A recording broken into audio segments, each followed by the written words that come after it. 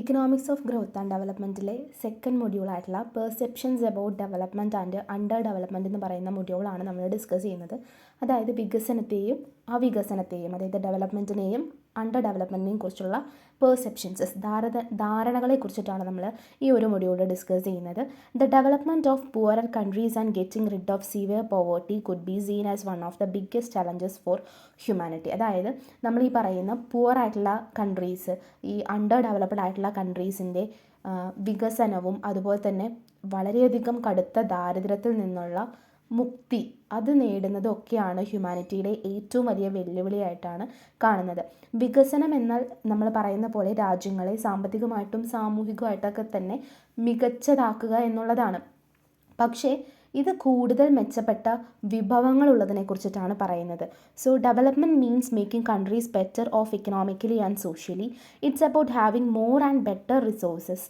കുറച്ചുകൂടി ബെറ്ററും മോർ ആയിട്ടുള്ള റിസോഴ്സസ്, മെച്ചപ്പെട്ട വിഭവങ്ങൾ ഉള്ളതിനെ കുറിച്ചിട്ടാണ് ഇതിൽ പറയുന്നത്. Poor countries are poor because they don't have enough resources or they don't use the one of they have. അതായത് നമ്മൾ ഈ പറയുന്ന ദരിദ്ര രാജ്യങ്ങൾ അവർ എപ്പോഴും പുവറായിട്ട് നിൽക്കുന്നത് അവർക്ക് വേണ്ടത്ര റിസോഴ്സസ് ഇല്ലാത്തതിനാലോ അല്ലെങ്കിൽ ആ റിസോഴ്സസ് ഉപയോഗിക്കാത്തതിനാലോ ആണ് എന്നാണ് പറയുന്നത്. A big goal of development is to lift people out of extreme poverty while meeting their basic needs എന്നാണ് പറയുന്നത്. അതായത് വികസനത്തിൻ്റെ ഒരു വലിയ ലക്ഷ്യം എന്ന് പറയുന്നത് അവരുടെയൊക്കെ തന്നെ നമ്മൾ പറയുന്ന അവരുടെ അടിസ്ഥാന ആവശ്യങ്ങളൊക്കെ തന്നെ നിറവേറ്റുന്നതിനൊപ്പം അവരെ ആ പൊവേർട്ടിയിൽ നിന്ന് കരകയറ്റുക എന്നോട് കൂടിയിട്ടാണ്. അപ്പോൾ നമ്മൾ ഈ പറയുന്ന ഇത്തരത്തിലുള്ള വികസനത്തെക്കുറിച്ചിട്ടും അതിൻ്റെ ബന്ധപ്പെട്ട ആശയങ്ങളെക്കുറിച്ചിട്ടും തിയറീസിനെ കുറിച്ചിട്ടും ഒക്കെ തന്നെയാണ് ഈ ഒരു മൊഡ്യൂള് ഡിസ്കസ് ചെയ്യുന്നത്. അപ്പോൾ നമ്മൾ പറഞ്ഞെന്താ വെച്ച് കഴിഞ്ഞാൽ ദരിദ്ര രാജ്യങ്ങൾ അവരുടെ വികസനവും അതുപോലെ തന്നെ അതിൽ നിന്ന്, അതായത് ദാരിദ്ര്യത്തിൽ നിന്ന് മുക്തി നേടുന്നതൊക്കെയാണ് ഹ്യൂമാനിറ്റിയുടെ ഏറ്റവും വലിയ ചലഞ്ചായിട്ട് കാണുന്നത്. അതുപോലെ തന്നെ മെച്ചപ്പെട്ട വിഭവങ്ങൾ ഇല്ലാത്തതിനെ കുറിച്ചിട്ടും അതുപോലെ ഉള്ളത് ഉപയോഗിക്കാൻ കഴിയാതിരിക്കുന്നതിനെ കുറിച്ചിട്ടും ഒക്കെ തന്നെ ഇതിനകത്ത് പറയുന്നുണ്ട്. ഇനി അടുത്ത് പറയാൻ പോകുന്നത് വിഷ്യസ് സർക്കിൾ ഓഫ് പോവേർട്ടീനെ കുറിച്ചിട്ടാണ്. ദ വിഷ്യസ് സർക്കിൾ തിയറി സീസ് that poverty keeps going in circle. അതായത് ഒരു ദാരിദ്ര്യം എന്ന് പറയുന്നത് ഒരു സർക്കിളിൻ്റെ ഉള്ളിൽ ഇങ്ങനെ കിടന്ന് തുടർന്നുകൊണ്ടിരിക്കുന്ന അല്ലെങ്കിൽ കറങ്ങിക്കൊണ്ടിരിക്കുകയാണ് പറയുന്നത് വിഷ്യസ് സർക്കിളിൽ. അതായത് Ragnar Nurkse explain the vicious circle as a cycle of force that keep a poor country poor. അതായത് റാഗ്നർ പറയുന്നതിനനുസരിച്ചിട്ട് വിഷ്യസ് സർക്കിൾ എന്ന് പറയുന്നത് അതൊരു ടൈപ്പ് ഓഫ് സർക്കിളാണ്. ആ സർക്കിളിനകത്താണ് പറയുന്നത് ഒരു ദരിദ്ര രാജ്യത്തെ ദരിദ്രരാക്കി തന്നെ നിർത്തുന്ന കുറേ ഫോഴ്സസ് അല്ലെങ്കിൽ അതൊരു ശക്തികൾ, അതിനെയാണ് നമ്മൾ എന്ത് പറയുന്നത് വിഷ്യസ് സർക്കിളിൽ പറയുന്നതെന്നാണ് പറയുന്നത്. ഏറ്റവും ലളിതമായിട്ട് പറയുകയാണെന്നുണ്ടെങ്കിൽ ഒരു രാജ്യം ദരിദ്രമായി തുടരുന്നു കാരണം അത് ഇതിനകം ദരിദ്രം തന്നെയാണ്. അപ്പോൾ ഈ ചക്രം ഇങ്ങനെ ആവർത്തിച്ചു കൊണ്ടേയിരിക്കുന്നു. In simple terms a country stays poor because it's already poor. അതായത് ഒരു കൺട്രി പുവർ ആയിരുന്നുകൊണ്ട് അത് പിന്നെയും പുവറായിട്ട് തന്നെ തുടരുന്നു. അപ്പോൾ and the circle keeps repeating. അപ്പോൾ ഈ ഒരു സർക്കിൾ എപ്പോഴും റിപ്പീറ്റ് ചെയ്തുകൊണ്ടിരിക്കുന്നു എന്നാണ് ഇതിൽ വിഷ്യസ് സർക്കിൾ ഓഫ് പോവേർട്ടിയിൽ പറയുന്നത്. ഇതിൽ രണ്ട് സൈഡ്സാണ് പറയുന്നത്. അതിൽ ഫസ്റ്റ് സൈഡ് എന്ന് പറയുന്നത് സപ്ലൈ സൈഡ് ആർഗ്യുമെൻറ്റിനെ കുറിച്ചിട്ടാണ്. In poor countries people don't have much money to spend, so they cannot save much to invest in making things better. അതായത് ദരിദ്ര രാജ്യങ്ങളിലെ ആളുകൾക്ക് ചിലവഴിക്കാൻ വേണ്ടിയിട്ട് പണമില്ല. അതുകൊണ്ട് തന്നെ അവരെന്താണ് ചെയ്യുന്നത്, ഇപ്പോൾ അവരുടെ കാര്യങ്ങളൊക്കെ മികച്ചതാക്കാൻ വേണ്ടിയിട്ടൊരു ഇൻവെസ്റ്റ്മെൻറ്റോ അല്ലെങ്കിൽ സേവിങ്സോ ഒന്നും തന്നെ അവരുടെ കയ്യിലില്ല എന്ന് പറയുന്നു. So this lack of investment means people cannot produce much which keeps their income low. അതായത് ഇപ്പോൾ ഇൻവെസ്റ്റ്മെൻറ്റ് എന്നുള്ളൊരു കാര്യം, അതായത് ഇൻവെസ്റ്റ്മെൻറ്റ് എന്നുള്ളൊരു സാധനം അവിടെ അഭാവം, അതായത് അതിൻ്റെ ഒരു അഭാവം ഉള്ളത് കൊണ്ട് തന്നെ ആളുകൾക്ക് കൂടുതലായിട്ട് ഉൽപ്പാദിപ്പിക്കാൻ വേണ്ടി കഴിയില്ല. അതുകൊണ്ട് തന്നെ അവരുടെ വരുമാനം എപ്പോഴും ലോയിൽ തന്നെ, താഴ്ന്ന തലയിൽ തന്നെ നിൽക്കുന്നു. The cycle continues because the country does not have enough money to save and invest. അതായത് ഈ ഒരു സർക്കിൾ, അതായത് ഈ ഒരു ചക്രം ഇങ്ങനെ തുടർന്നുകൊണ്ടേയിരിക്കുകയാണ്. കാരണം രാജ്യത്തിന് ലാഭിക്കാനും നിക്ഷേപിക്കാനും മതിയായിട്ടുള്ളൊരു പണമില്ല. അതുകൊണ്ട് തന്നെ എന്താണ്, ഒരു സാമ്പത്തിക വളർച്ചയിന്, ഒരു എക്കണോമിക് ഡെവലപ്മെൻറ്റിന് എന്താണ് ഈ ഒരു പോവേർട്ടി തടയുന്നു എന്നാണ് ജെഫ്രി സാക്സ് പറയുന്നത്. അപ്പോൾ നമ്മൾ ഈ പറയുന്നതിൽ താഴെയുള്ള 2.1 എന്ന് പറയുന്ന ഫിഗറിൽ ഇത് പറയുന്നുണ്ട്. അതായത് സപ്ലൈ സൈഡ് വിഷ്യസ് സർക്കിൾ പറയുന്നുണ്ട്. അതിൽ നോക്കിക്കോളൂ, ഇവിടെ ലോ ഇൻകം ഉണ്ടാകുമ്പോൾ അവിടെ ലോ സേവിങ്സ് ആണ്. ലോ സേവിങ്സ് ഉണ്ടാകുമ്പോൾ ലോ ഇൻവെസ്റ്റ്മെൻ്റ് ആണ്. ലോ ഇൻവെസ്റ്റ്മെൻറ്റ് ഉണ്ടാകുമ്പോൾ ലോ പ്രൊഡക്ടിവിറ്റി ആണ്. അത് പിന്നെ എന്താണ്, പോവേർട്ടിക്ക് മാറുന്നു. അപ്പോൾ അത് ഈ ഒരു സർക്കിൾ ഇങ്ങനെ, അതായത് പോവേർട്ടി ഉണ്ടാവുന്നു, ലോ സേവിങ്സ് ഉണ്ടാവുന്നു. ലോ സേവിങ്സ് ഉള്ളതുകൊണ്ട് തന്നെ ലോ ഇൻവെസ്റ്റ്മെൻ്റ് ആയിരിക്കും. അത് പ്രൊഡക്ടിവിറ്റിയുടെ ഡിക്രീസിന് കൂടി കാര്യമാവുന്നു, വീണ്ടും അത് പോവേർട്ടിയിലേക്ക് നയിക്കുന്നു. അപ്പോൾ ഇതിങ്ങനെ ഒരു സർക്കിളാണ്, ഇതിങ്ങനെ അതായത് ഇങ്ങനെ പോയിക്കൊണ്ടേയിരിക്കുന്നതാണ് പറയുന്നത്. So it shows how poor countries get stuck in poverty because don't have save much and don't have enough money to invest. അതായത് ഒരു കൺട്രി പുവറായിട്ട് തന്നെ സ്റ്റക്കായിട്ട് നിൽക്കാനുള്ള ഒരു റീസൺ എന്ന് പറയുന്നത് അവർക്ക് സേവ് ചെയ്യാൻ ഒരുപാട് സംഭവങ്ങളൊന്നുമില്ല, അതുപോലെ അവർക്ക് മണിയോ ഇൻവെസ്റ്റ്മെൻറ്റോ ഒന്നും തന്നെ ഇല്ല. Poverty leads to low savings, which means there is not enough money to invest, resulting in low productivity and low income, and the cycle starts again. അതായത് പോവേർട്ടി, അതായത് ദാരിദ്ര്യം എന്ന് പറയുന്നത് ഒരു കുറഞ്ഞ സമ്പാദ്യത്തിലേക്കാണ് നയിക്കുന്നത്. അപ്പോൾ നിക്ഷേപിക്കാൻ വേണ്ടത്ര പണം ഉണ്ടാവില്ല, അങ്ങനെ കുറഞ്ഞ ഉൽപ്പാദനക്ഷമത ഉണ്ടാവുന്നു, കുറഞ്ഞ വരുമാനം ഉണ്ടാവുന്നു, അങ്ങനെ ഈ സൈക്കിള് വീണ്ടും വീണ്ടും പോയിക്കൊണ്ടിരിക്കുന്നു. ഇതാണ് സപ്ലൈ സൈഡ് ആർഗ്യുമെൻറ്റ് എന്ന് പറയുന്നത്. ഡിമാൻഡ് സൈഡ് ആർഗ്യുമെൻറ്റിനെ കുറിച്ച് പറയുകയാണെന്നുണ്ടെങ്കിൽ ആളുകൾക്ക് അധികം പണം ഇല്ലാത്തപ്പോൾ അവർക്ക് പലതും വാങ്ങാൻ കഴിയില്ല. When people don't have much money they cannot buy many things എന്നാണ് പറയുന്നത്. അപ്പോൾ this means there is not much demand for product. അതായത് ഇവിടെ ഉൽപ്പന്നങ്ങൾക്ക് വലിയ ഡിമാൻഡ് ഇല്ല എന്നാണ് പറയുന്നത്. അപ്പോൾ loan demand leads to low investment. അതായത് ലോ ഡിമാൻഡ് ലോ ഇൻവെസ്റ്റ്മെൻറ്റിലേക്കാണ് നീങ്ങുന്നത്. അതായത് ഒരു പ്രൊഡക്ഷനോ ഒന്നും നടക്കാതിരിക്കുമ്പോൾ അവിടെ ഡിമാൻഡ് കാര്യങ്ങളൊന്നും കൊടുക്കുന്നില്ല പല പ്രൊഡക്റ്റിനും. അപ്പോൾ അവിടെ എന്തായിരിക്കും, ഇൻവെസ്റ്റ്മെൻറ്റും കുറവായിരിക്കും. Because companies doesn't see the big market to sell their goods. അതായത് ഈ വലിയ തലം ഒരു കമ്പോളങ്ങളൊന്നും ഇല്ലാത്തതുകൊണ്ട് തന്നെ ഈ ചെറിയ കമ്പോളത്തിൽ ഈ നിക്ഷേപവും അതുപോലെ പ്രൊഡക്ടിവിറ്റിയും ഒക്കെ തന്നെ കുറവാണ്. ഇത് വരുമാനം കുറയ്ക്കുകയും ഈ ഒരു പോവേർട്ടിയിലേക്ക് നയിക്കുകയും ചെയ്യുന്നു. അതായത് ഇവിടെ എന്താണ് ഉദ്ദേശിക്കുന്നത് വെച്ച് കഴിഞ്ഞാൽ, ഒരു രാജ്യം പോവേർട്ടിയിൽ തന്നെ അല്ലെങ്കിൽ പുവറായിട്ട് തന്നെ തുടരുന്നത് അവിടെ ഇൻവെസ്റ്റ്മെൻറ്റ് പ്രോത്സാഹിപ്പിക്കുന്ന ഒരു വലിയ വിപണി ഉണ്ടാക്കാൻ വേണ്ടിയിട്ടുള്ള ആവശ്യമില്ലാത്ത പണമില്ലാത്തതിനാലാണ്. അതായത് ഇതിൽ കൊടുത്തിരിക്കുന്നത് നോക്കൂ, ലോ ഇൻകം. അതായത് ലോ ഇൻകം കൊണ്ട് അവിടെ എന്താണ്, സ്മോൾ സൈസ് ഓഫ് ദ മാർക്കറ്റായിട്ട് മാറുന്നു. അതുകൊണ്ട് തന്നെ അവിടെ ലോ ഇൻവെസ്റ്റ്മെൻ്റ് ആയിരിക്കും. ലോ ഇൻവെസ്റ്റ്മെൻറ്റ് ഉണ്ടാകുമ്പോൾ അവിടെ ലോ പ്രൊഡക്ടിവിറ്റി ആയിരിക്കും. അത് വീണ്ടും ലോ ഇൻകത്തിലേക്ക് നയിക്കും. ഇതിങ്ങനെ തിരിഞ്ഞുകൊണ്ടിരിക്കുമ്പോൾ അവിടെ എന്തുണ്ടാവും, വീണ്ടും അവിടെ പോവേർട്ടി തന്നെ പോയിക്കൊണ്ടിരിക്കും. അപ്പോൾ ഇതാണ് ഡിമാൻഡ് സൈഡ് വാദം എന്ന് പറയുന്നത്, അല്ലെങ്കിൽ ഡിമാൻഡ് സൈഡ് ആർഗ്യുമെൻറ്റ് എന്ന് പറയുന്നത് ഇതാണ്. അതായത് ഡിമാൻഡ് കൊണ്ട്, അതായത് ഒരു പ്രൊഡക്റ്റിന് ഡിമാൻഡ് ഇല്ല അവിടെ, അതായത് ഇത്തരമുള്ള ഉൽപ്പന്നങ്ങൾക്ക് വലിയ ഡിമാൻഡ് കൊടുക്കുന്നില്ല. അപ്പോൾ ഈ കുറഞ്ഞ ഡിമാൻഡാണ് എന്ത് ചെയ്യുന്നത്, കുറഞ്ഞ നിക്ഷേപത്തിലേക്ക് നയിക്കുന്നത്. ഇപ്പോൾ ഡിമാൻഡ് ഇല്ലാത്ത ഒരു സ്ഥലത്തിൽ വന്നിട്ട് ആരും ഇൻവെസ്റ്റ് ചെയ്യില്ല, അതുകൊണ്ട് തന്നെ ഇൻവെസ്റ്റ്മെൻറ്റ് കുറവായതുകൊണ്ട് അത് ലോ ഇൻകത്തിലേക്കും, അതായത് ഇപ്പോൾ മാർക്കറ്റ് ചെറുതാവുന്നു, അത് അവിടെ ചെന്നിട്ട് ലോ ഇൻകത്തിലേക്കും പ്രൊഡക്ടിവിറ്റിയിലേക്കൊക്കെ നയിച്ച് അതങ്ങനെ ഒരു സർക്കിളായിട്ട് തുടർന്നുകൊണ്ടേയിരിക്കുന്നു.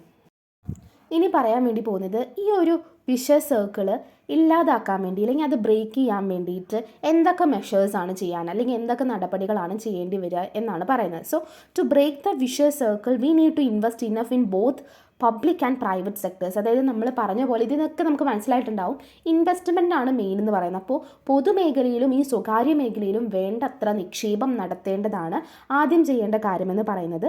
Public investment along with private investment help kick start the economy especially during tough times like recessions through increased government spending. അതായത് നമ്മൾ ഈ പറയുന്ന പൊതു നിക്ഷേപവും സ്വകാര്യ നിക്ഷേപവും ഒക്കെ തന്നെ ഒരു എക്കോണമീനെ നല്ല രീതിയിൽ ഒരു സ്റ്റാർട്ട് ചെയ്യാൻ വേണ്ടിയിട്ട് സഹായിക്കും. അതായത് പ്രത്യേകിച്ച് റിസഷൻ പോലുള്ള കഠിനമായിട്ടുള്ള സമയങ്ങളിൽ നമ്മൾ ഈ പറയുന്ന സർക്കാർ ചെലവുകളൊക്കെ വഴി നല്ല രീതിയിലൊരു സമ്പദ് വ്യവസ്ഥയെ സ്റ്റാർട്ട് ചെയ്യാൻ വേണ്ടിയിട്ട് ഇത്തരത്തിലുള്ള പ്രൈവറ്റ് ഇൻവെസ്റ്റ്മെൻറ്റും പബ്ലിക് ഇൻവെസ്റ്റ്മെൻറ്റൊക്കെ സഹായിക്കുന്നു എന്നാണ് പറയുന്നത്. So, additionally, it's crucial to focus on policies that promote production to steer the economy away from the cycle of poverty. അതായത് നമ്മൾ പറയുകയാണെന്നുണ്ടെങ്കിൽ അതുപോലെ തന്നെ ഇൻവെസ്റ്റ്മെൻറ്റ് എത്രത്തോളം ആവശ്യമാണോ അതുപോലെ തന്നെ പ്രൊഡക്ഷൻ എന്ന് പറയുന്നത് പ്രൊമോട്ട് ചെയ്യുക എന്നുള്ളതും ഒരു എക്കോണമിയിൽ വളരെ നല്ല രീതിയിലുള്ളൊരു ഈ ഒരു സൈക്കിൾ ഓഫ് പോവേർട്ടിയിൽ നിന്ന് മാറി നിൽക്കണമെന്നുണ്ടെങ്കിൽ നല്ല രീതിയിലൊരു പ്രൊഡക്ഷൻ കൂടി അവിടെ വേണമെന്നാണ് പറയുന്നത്. അതുപോലെ ചെയ്യേണ്ട ഒരു കാര്യം കൺട്രോളിങ് പോപ്പുലേഷൻ ഗ്രോത്ത്, അതായത് ജനസംഖ്യ വളർച്ച എന്ന് പറയുന്നത് നിയന്ത്രിക്കേണ്ടത് അത്യാവശ്യമാണ്. Besides having dynamic investment and production policies, less developed countries need appropriate population policies to prevent the negative impacts of population growth. അതായത് നമ്മളീ പറയുന്ന ഇപ്പം നമ്മൾ പറഞ്ഞ പോലെ ഇൻവെസ്റ്റ്മെൻറ്റ് വേണം, അതുപോലെ പ്രൊഡക്ഷൻ എന്ന് പറയുന്ന സംഭവത്തിൽ കുറച്ച് പോളിസീസ് കൊണ്ടുവരണം. അതുപോലെ തന്നെ ഏറ്റവും ഇമ്പോർട്ടൻ്റ് ആണ് ഈ പോപ്പുലേഷൻ ഗ്രോത്തിനെ നിയന്ത്രിക്കുക എന്നുള്ളത്. അതായത് ലോ ഡെവലപ്മെൻറ്റ് കൺട്രീസ് എന്ന് പറയുന്നത് ഇത്തരത്തിലുള്ള പോപ്പുലേഷൻ ഗ്രോത്ത് റിലേറ്റ് ചെയ്യുന്ന കുറച്ചുകൂടി അതൊക്കെ ഇമ്പാക്റ്റ്ഫുൾ ആയിട്ടുള്ള കുറച്ചുകൂടി പോളിസീസ് കാര്യങ്ങളൊക്കെ തന്നെ കൊണ്ടുവന്നാൽ മാത്രമാണ് നമുക്ക് ഈ വിഷസ് സർക്കിൾ ഓഫ് പോവേർട്ടീനെ ബ്രേക്ക് ചെയ്യാൻ പറ്റുള്ളൂ എന്നാണ് പറയുന്നത്. അതായത് ഇതിൻ്റെ ക്രിറ്റിസിസത്തെ കുറിച്ചിട്ടാണ്, വിഷ്വൽ സർക്കിൾ ഓഫ് പ്രൊവേർട്ടീനെ കുറിച്ചിട്ടുള്ള ക്രിറ്റിസിസത്തെ കുറിച്ചിട്ടാണ് പറയുന്നത്.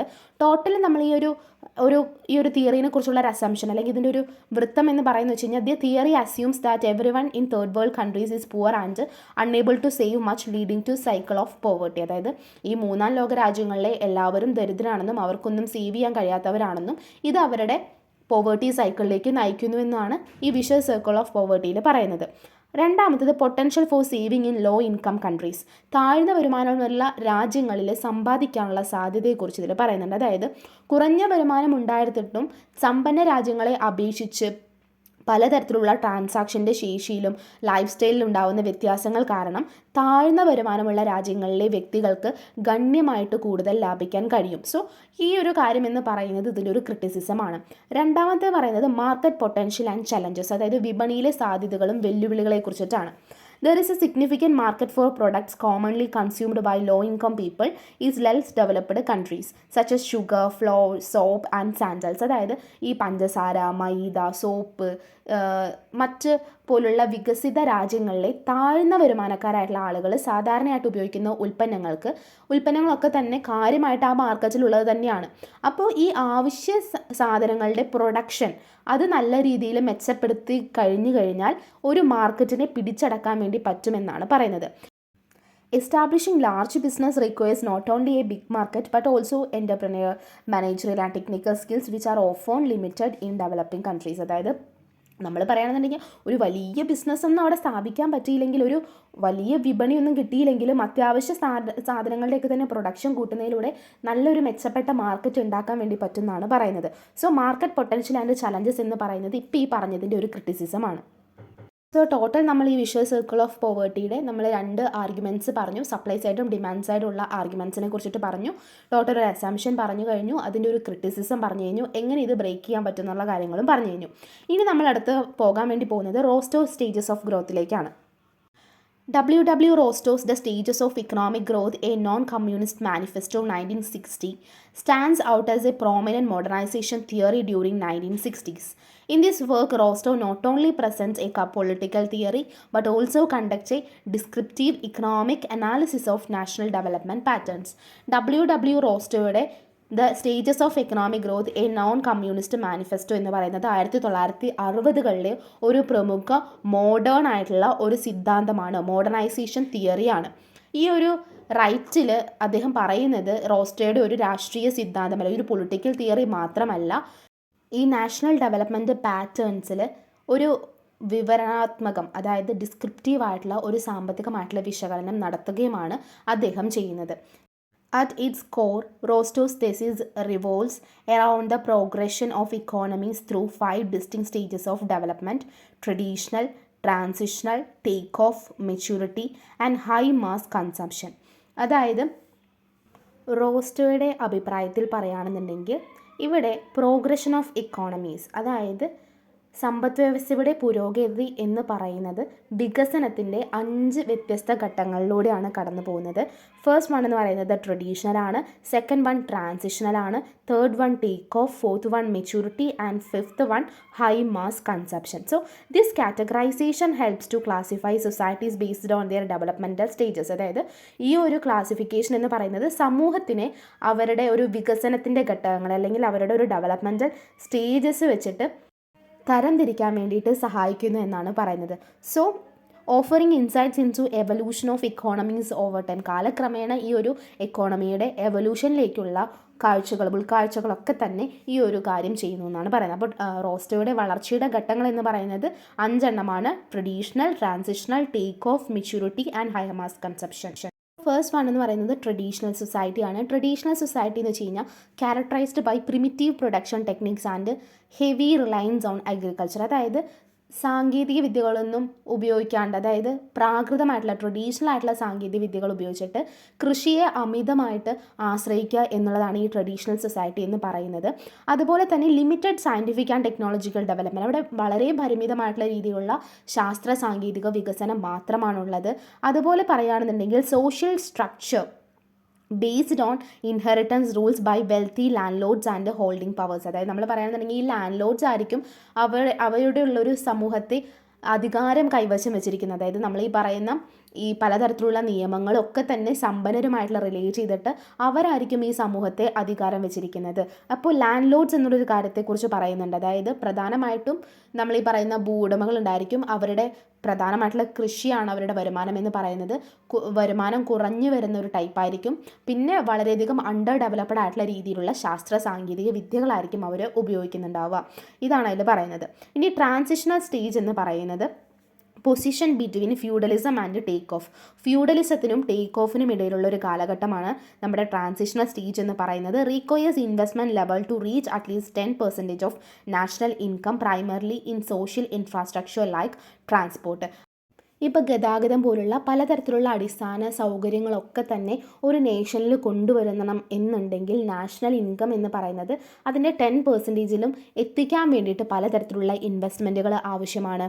അതുപോലെ shift of agriculture surplus to industry and emergence of profit seeking entrepreneurs. അതായത് കാർഷിക മേഖലയിൽ സർപ്ലസ് എന്നുള്ള രീതിയിൽ നിന്നും ഇൻഡസ്ട്രിയിൽ, അതായത് പലതരത്തിലുള്ള പ്രോഫിറ്റ് സീക്കിംഗ് ആയിട്ടുള്ള എൻ്റർപ്രണേഴ്സ്, സംരംഭങ്ങളുടെയൊക്കെ തന്നെ ആവിർഭാവം എന്ന് പറയുന്നത് ഈ പരിവർത്തന ഘട്ടത്തിലാണ്. അതായത് ഈ ട്രാൻസിഷൻ സ്റ്റേജിലാണ്. അതായത് ഇൻഡസ്ട്രി എന്ന് പറയുന്ന രീതിയിലേക്കും ഈ കാർഷിക രീതിയിലുള്ള സർപ്ലസ് കാര്യങ്ങളൊക്കെ വരുന്നത് ഈ ഒരു സ്റ്റേജിലാണ്.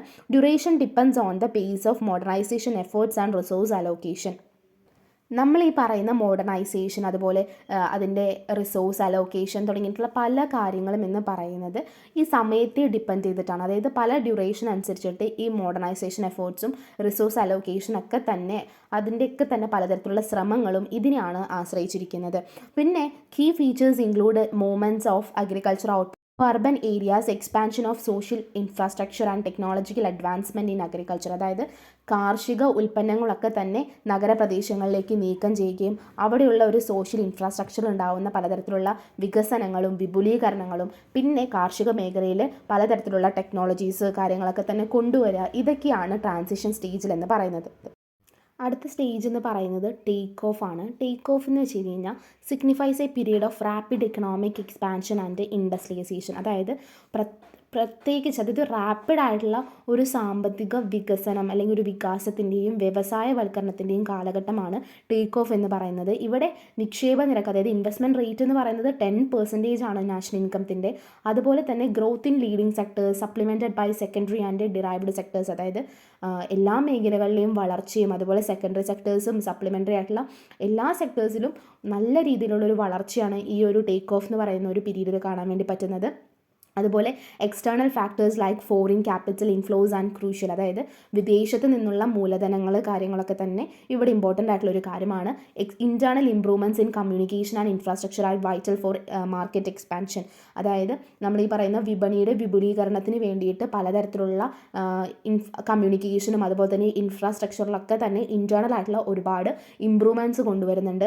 അതുപോലെ historical examples include United States, Russia, Sweden, Canada during 8th and 19th century. അതായത് ചരിത്രപരമായിട്ട് നമ്മൾ ഉദാഹരണങ്ങൾ എടുക്കുകയാണെങ്കിൽ ഈ ടേക്ക് ഓഫ് സ്റ്റേജ് എന്ന് പറയുന്നത് 18th and 19th സെഞ്ചുറീസിൽ യുണൈറ്റഡ് സ്റ്റേറ്റ്സും റഷ്യയും സ്വീഡനും കാനഡയൊക്കെ തന്നെ പോയിക്കൊണ്ടിരുന്ന ഒരു സ്റ്റേജ് ആയിരുന്നു. കീ കണ്ടീഷൻസ് എന്ന് പറയുന്നത് ഇൻക്ലൂഡ് ഇൻക്രീസ്ഡ് ഇൻവെസ്റ്റ്മെൻറ്റ്, അവിടെ ഇൻവെസ്റ്റ്മെൻറ്റ് കൂടി, ഐഡൻറ്റിഫിക്കേഷൻ ഫോർ ലീഡിംഗ് സെക്ടേഴ്സ് അതായത് ഒരുപാട് തരത്തിലുള്ള ഇൻഡസ്ട്രീസ് കാര്യങ്ങളൊക്കെ തന്നെ പലതരത്തിലുള്ള സെക്ടേഴ്സ് വന്നു. And establishment of new institutions driven by social and political changes. അവിടെ പുതിയ ഇൻസ്റ്റിറ്റ്യൂഷൻസ് കൊണ്ടുവന്നു. സോഷ്യലും പൊളിറ്റിക്കൽ ആയിട്ടുള്ള ചേഞ്ചസിന് വേണ്ടിയിട്ടുള്ള പലതരത്തിലുള്ള പുതിയ സ്ഥാപനങ്ങൾ അവിടെ വരികയാണ് ചെയ്തത്. അപ്പോൾ ഇതാണ് ടേക്ക് ഓഫ് എന്ന് പറയുന്ന സ്റ്റേജിലൂടെ പറയുന്നത്. അപ്പോൾ ഇവിടെ എന്താണ്, റാപ്പിഡ് ആയിട്ടുള്ള ഇക്കണോമിക് എക്സ്പാൻഷനും ഇൻഡസ്ട്രിയലൈസേഷനും പറയുന്നുണ്ട്. 10% ഓഫ് ഇൻവെസ്റ്റ്മെൻറ്റ് റേറ്റിനെ കുറിച്ച് പറയുന്നുണ്ട്. സെക്ടേഴ്സൊക്കെ തന്നെ ഗ്രോ ചെയ്തതിനെ കുറിച്ചിട്ടും പലതരത്തിലുള്ള സെക്കൻഡറി അല്ലെങ്കിൽ supplemented by secondary and derived sectors എന്ന് പറയുന്നുണ്ട്. അതുപോലെ ക്യാപിറ്റൽ ഇൻഫ്ലോസിനെ കുറിച്ച് പറയുന്നുണ്ട്. അതൊക്കെയാണ് ഈ ടേക്ക് ഓഫ് എന്ന് പറയുന്ന ഒരു സ്റ്റേജ് എന്ന് പറയുന്നത് ഡ്രൈവ് ടു മെച്യൂരിറ്റി ആണ്. Society applies modern technology to most resources. എല്ലാ റിസോഴ്സസിലും മോഡേൺ ടെക്നോളജീസ് ഉപയോഗിക്കാൻ വേണ്ടി തുടങ്ങി. Growth becomes routine across all sectors. എല്ലാ സെക്ടേഴ്സിലും ഗ്രോത്ത് എന്ന് പറയുന്നത് ഒരു റുട്ടീനായിട്ട് മാറി. അതുപോലെ shift of workers from agriculture to industry or services. അതായത് അഗ്രികൾച്ചറിൽ നിന്നും വർക്കേഴ്സൊക്കെ തന്നെ ഇൻഡസ്ട്രിയിലേക്കും അല്ലെങ്കിൽ മറ്റ് സർവീസ് സെക്ടേഴ്സിലേക്ക് പോയി തുടങ്ങി. Emerging leading sectors include steel, ship building, chemicals, electricity. അങ്ങനെ പലതരത്തിലുള്ള ലീഡിങ് ആയിട്ടുള്ള സെക്ടേഴ്സും വന്നു തുടങ്ങി. സ്റ്റീലും അതുപോലെ കെമിക്കൽ ഇൻഡസ്ട്രീസ്, ഇലക്ട്രിസിറ്റി എന്ന് പറഞ്ഞിട്ട്. അപ്പോൾ മുൻപ് ഒരു സ്റ്റേജസിലും കാണാത്ത രീതിയിലുള്ള റാപ്പിഡ് ആയിട്ടുള്ള പലതരത്തിലുള്ള സെക്ടേഴ്സിൻ്റെ ഗ്രോ ആണ് ഇവിടെ കാണുന്നത്.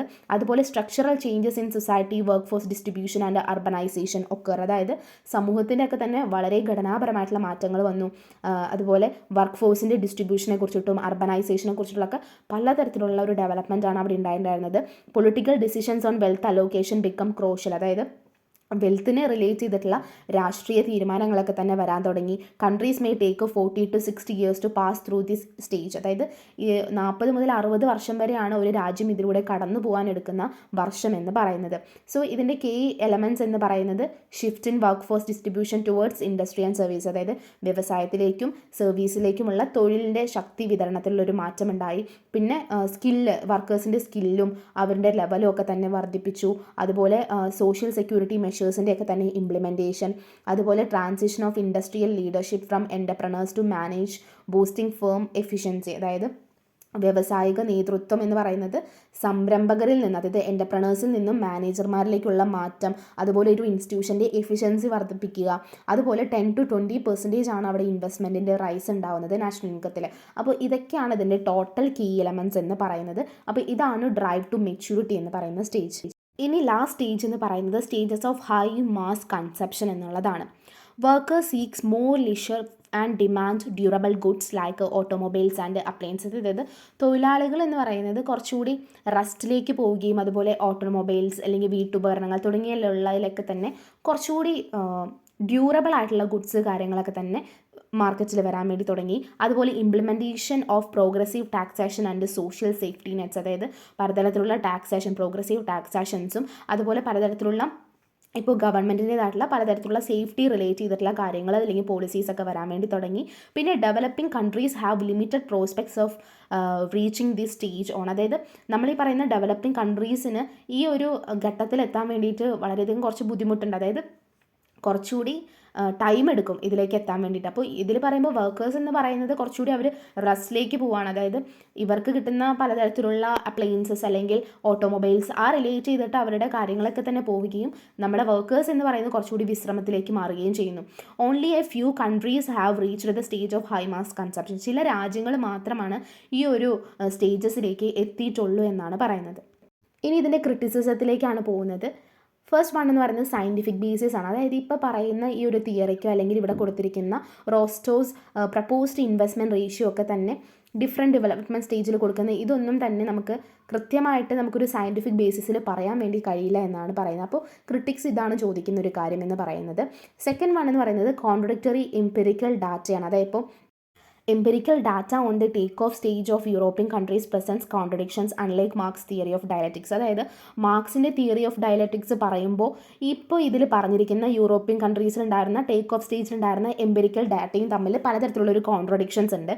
അപ്പോൾ നമുക്ക് ആ ഡാറ്റയിലൊന്നും തന്നെ കറക്റ്റായിട്ടുള്ള രീതിയിലാണ് ആ ഡാറ്റ പ്രൊവൈഡ് ചെയ്തിരിക്കുന്നതെന്ന് പറയേണ്ടി വരുന്നത് ഒരു മിസ്റ്റേക്കിലൂടെയാണ് പോയിക്കൊണ്ടിരിക്കുന്നത്. അതായത് മാർക്സിൻ്റെ തിയറി ഓഫ് ഡയലക്റ്റിക്സ് പറയുന്ന സമയത്ത് പറയുന്ന കാര്യങ്ങളൊന്നും ആയിരിക്കില്ല ഇപ്പോൾ പറയുന്ന എംപിരിക്കൽ ഡാറ്റയിൽ നമ്മളിപ്പോൾ ടേക്ക് ഓഫ് സ്റ്റേജിൽ യൂറോപ്യൻ കൺട്രീസിൽ വെച്ച് പറഞ്ഞിരിക്കുന്നത്. സോ അതും ഒരു വൈരുദ്ധ്യത്തിന് കാരണമാവുന്നു.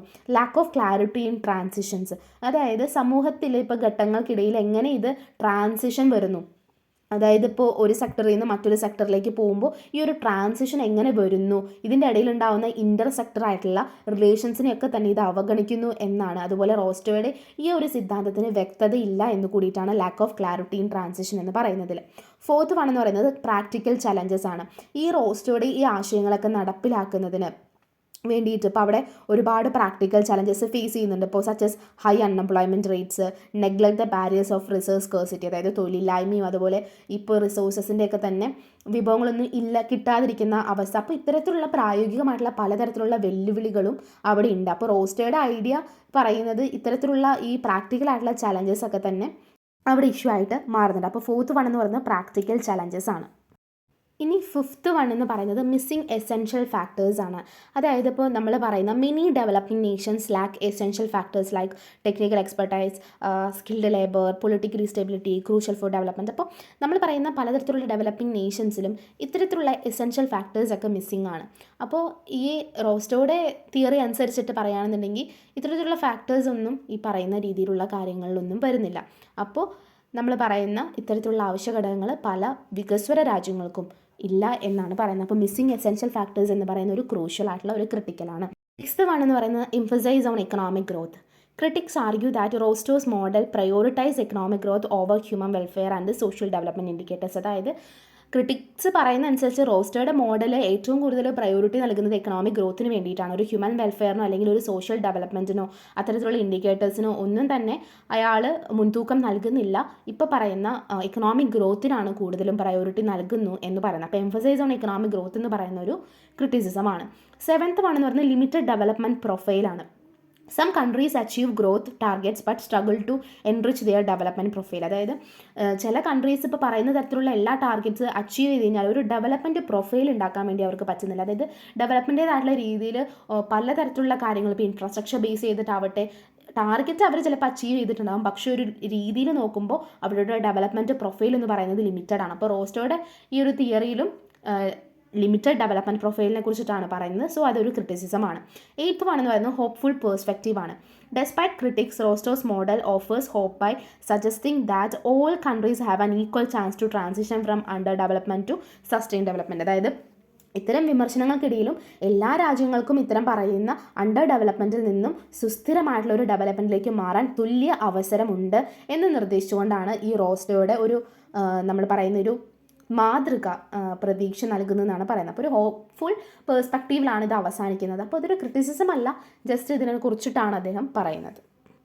ഇനി അടുത്ത് നമ്മൾ ഡിസ്കസ് ചെയ്യാൻ വേണ്ടി പോകുന്നത് തിയറി ഓഫ് ബിഗ് പുഷിനെ കുറിച്ചിട്ടാണ്.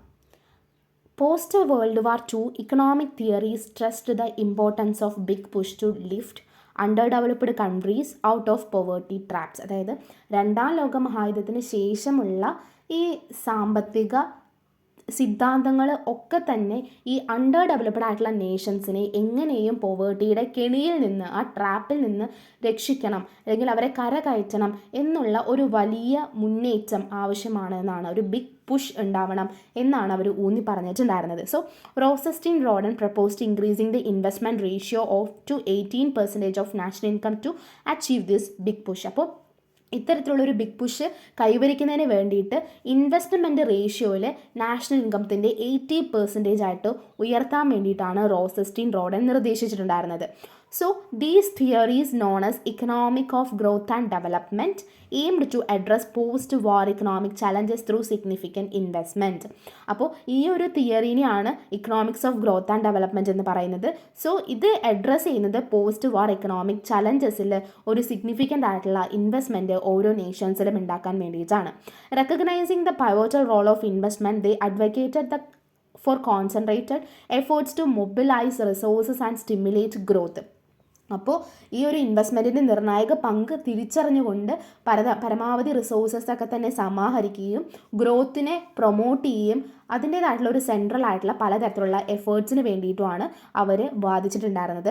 അപ്പോൾ ഈ ഒരു ബിഗ് പുഷ് എന്ന് പറയുന്നത് approach influenced global policy discussions and initiatives aimed and fostering economic development. അതായത് ബിഗ് പുഷ് എന്ന് പറയുന്ന ഇത്തരത്തിലുള്ളൊരു സമീപനം സാമ്പത്തിക വികസനം പ്രോത്സാഹിപ്പിക്കുന്നതിനുള്ള എല്ലാ തരത്തിലുള്ള സംരംഭങ്ങളെയും ഇനീഷ്യേറ്റീവ്സിനെയും ഒക്കെ തന്നെ ഫോസ്റ്റർ ചെയ്തു അല്ലെങ്കിൽ തലത്തിലെല്ലാം ഇൻഫ്ലുവൻസ് ചെയ്തു എന്നാണ് പറയുന്നത്. So theory of big push എന്ന് പറയുന്നത് എന്താ വെച്ച് കഴിഞ്ഞാൽ രണ്ടാം ലോക മഹായുദ്ധത്തിന് ശേഷം എന്തുണ്ടായി, അവിടെ നിന്നും ദാരിദ്ര്യത്തിൻ്റെ കെണിയിൽ നിന്നും ഒക്കെ തന്നെ ഈ അണ്ടർ ഡെവലപ്ഡ് നേഷൻസിനെ കരകയറ്റാൻ വേണ്ടി ഒരു ബിഗ് പുഷ് ഉണ്ടാവണമെന്ന് പറഞ്ഞിട്ടുള്ള ഒരു സംഭവമാണ് ഈ ബിഗ് പുഷ് തിയറി എന്ന് പറയുന്നത്. The crux of the theory, ഇനി ഒരു തിയറിയുടെ ഒരു ക്രക്സിനെ കുറിച്ച് പറയുകയാണെന്നുണ്ടെങ്കിൽ, ഒരു ഉള്ളടക്കത്തെക്കുറിച്ച് പറയുകയാണെന്നുണ്ടെങ്കിൽ, Rosenstein Roden emphasized the need for a minimum level of resources in development program for any chance of success. അതായത് ഒരു ഡെവലപ്മെൻറ്റ് പ്രോഗ്രാമിൽ വേണ്ട അളവിലുള്ള റിസോഴ്സസിൻ്റെ ആവശ്യകതയെക്കുറിച്ചിട്ടാണ് റോസസ്റ്റീൻ റോഡൻ പറയുന്നത്.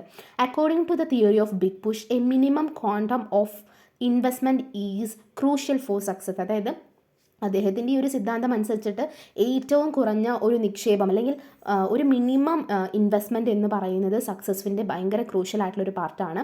So this concept likes launching a country into self sustaining growth to getting a aeroplane off the ground. അതായത് ഈ ഒരു കൺസെപ്റ്റിനെ വളരെ നല്ല രീതിയിൽ പറയുകയാണെന്നുണ്ടെങ്കിൽ ഒരു സസ്റ്റൈനബിൾ ഗ്രോത്ത് എന്ന് പറയുന്നത് ഒരു കൺട്രിക്ക് ആവശ്യമാണ്. സോ ഒരു എയ്റോപ്ലെയിൻ ഗ്രൗണ്ടിൽ നിന്ന് പൊങ്ങുന്നതിനനുസരിച്ചിട്ട് അപ്പോൾ ഒരു ക്രിട്ടിക്കൽ ഗ്രൗണ്ട് സ്പീഡ് ഉണ്ടാവും. ഒരു എയ്റോപ്ലെയിന് മേളിലേക്ക് പൊങ്ങുമ്പോൾ ഒരു ക്രിട്ടിക്കൽ ആയിട്ടുള്ള ഒരു ഗ്രൗണ്ട് സ്പീഡ് ഉണ്ടാവും. അപ്പോൾ ആ ഒരു സ്പീഡ് കറക്റ്റായിട്ട് കൊടുത്താൽ മാത്രമാണ് അത് മുന്നോട്ട് പോവുള്ളൂ. അതുപോലെ തന്നെയാണ് ഗ്രോത്ത് എന്ന് പറയുന്നത്. ഒരു സെൽഫ് സസ്റ്റെയിൻ ഗ്രോത്ത് എന്ന് പറയുന്നത് ആവശ്യമാണ്. ഒരു പ്രോഗ്രസ് ഉണ്ടാവണമെന്നുണ്ടെങ്കിൽ അതിനനുസരിച്ചുള്ള റിസോഴ്സസ് കാര്യങ്ങളൊക്കെ കറക്റ്റ് അളവിൽ കൊടുക്കണം. എന്നാൽ മാത്രമാണ് കറക്റ്റ് ആയിട്ടുള്ളൊരു ഇൻക്രിമെൻറ്റ് ഉണ്ടാവുകയുള്ളൂ. So incremental progress alone is insufficient to achieve a decide impact. The big push theory relies on external economies and assumes certain invisibilities leading to increasing returns. So നമ്മൾ പറയുകയാണെന്നുണ്ടെങ്കിൽ ഈ ഒരു ബിഗ് പുഷ് തിയറി എന്ന് പറയുന്നത് external ആയിട്ടുള്ള ഒരു എക്കോണമീനെ ആശ്രയിക്കുകയും വരുമാനം എന്ന് പറയുന്നത് വർദ്ധിപ്പിക്കുകയും ചെയ്യുന്നു. സോ ഇത്തരത്തിലുള്ള കാര്യങ്ങളൊക്കെ അനുമാനിച്ചുകൊണ്ടാണ് നമുക്ക് തിയറി ഓഫ് ബിഗ് പുഷ് പറയാൻ വേണ്ടി സാധിക്കുക.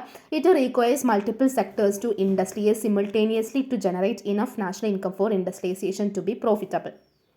ഈ വ്യവസായികവൽക്കരണം എന്ന് പറയുന്നത് പ്രോഫിറ്റബിൾ ആക്കി മാറ്റുന്നതിന് മതിയായിട്ടുള്ള ഒരു നാഷണൽ ഇൻകം ഒക്കെ ഉണ്ടാവുന്നതിന് വേണ്ടിയിട്ട് എല്ലാ മേഖലകളും ഒരേ സമയം ഇൻഡസ്ട്രിയലൈസേഷൻ എന്നുള്ളൊരു പ്രോസസ്സിലേക്ക് കടക്കണം. അതായത് വ്യവസായവൽക്കരണം നടത്തേണ്ടതുണ്ട്.